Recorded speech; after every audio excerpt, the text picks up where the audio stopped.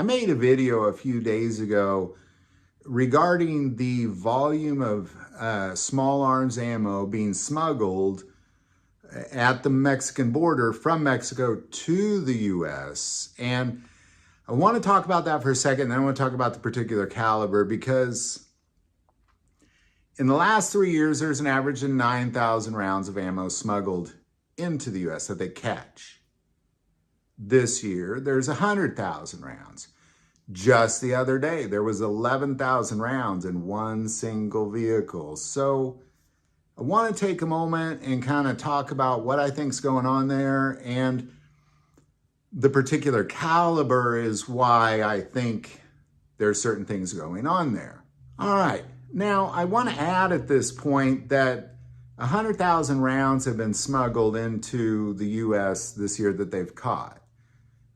And I believe that the overall reason is that clearly it's not a business. Like it's intended for somebody, because otherwise they just buy it in the U.S. and probably pay a lot less for it than it would cost to smuggle it. So it's definitely not to be sold. It's for a purpose.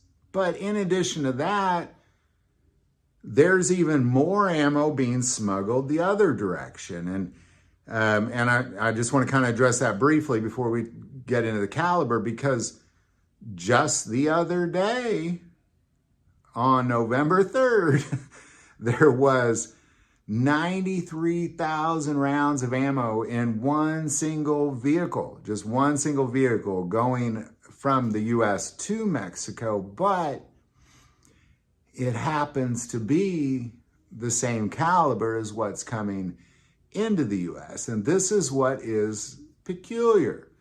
Now, of all that ammo coming into the U.S., a vast majority of it is 7.62 by 39. Now, there's a couple reasons for this. One, it could be that there's a particular group of people that's what they're armed with, that they're armed with weapons like an AK that would take a 7.62 by 39. Now, whether they're groups of people or certain individuals who have requested these or whatever the case may be, there's an unusually large amount of 7.62 by 39 ammo being smuggled into the United States over the Mexican border. But in addition to that, even everything that's going over to Mexico is also 7.62 by 39, which I guess I just don't want to speculate. I don't want to speculate. What I do know is nobody's bringing it into the U.S. to sell. That's a terrible business model. You'll lose money only. To create a business where you have ammo smuggled into the U.S. so you can sell it is a terrible business model. So it's really has only one purpose, and that's for individuals who can't get it on their own or are trying to get it under the radar, because even nowadays, if you go in and you buy 11,000 rounds of 7.62 by 39 ammo, it's going to red flag you, and they're going to track you. So it's in an effort to for sure stay under the radar. I mean, there's no doubt in my mind whether it's going to somebody who can't get it themselves or it's going to somebody who wants to stay under the radar or somebody's. One thing is for sure, the number one smuggled caliber of ammo, small arms ammo being smuggled into and out of the United States right now by the hundreds of thousands is the 7.62 by 39. So, again, I don't want to throw out speculations, but that is a fact. That's a fact. So, any thoughts or insight on any of that?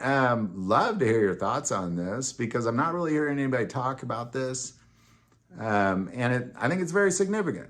I mean, we went from having 9,000 rounds of ammo on average a year to 100,000 rounds. A vast majority of it is 7.62 by 39. And oh, by the way, the second is 5.56, but very secondary, but second. And you're looking at the AK and the AR. And now we got those same rounds, the vast majority being 7.62 by 39 going into Mexico. So seems like people are being armed under the radar is my thought at the very least. Any thoughts or insight on that? Definitely put it below. Do want to take a moment and say to the most people who watch the channel, hey, they're not subscribers. Click that subscribe button. It greatly increases the algorithm and our ability to get these messages out. That link is below. But the most important part of this channel, we take prayer requests. So please don't ever hesitate to send that in. Thank you for watching this episode of God, Family, and Guns. And as always, love God, love your family, and love guns.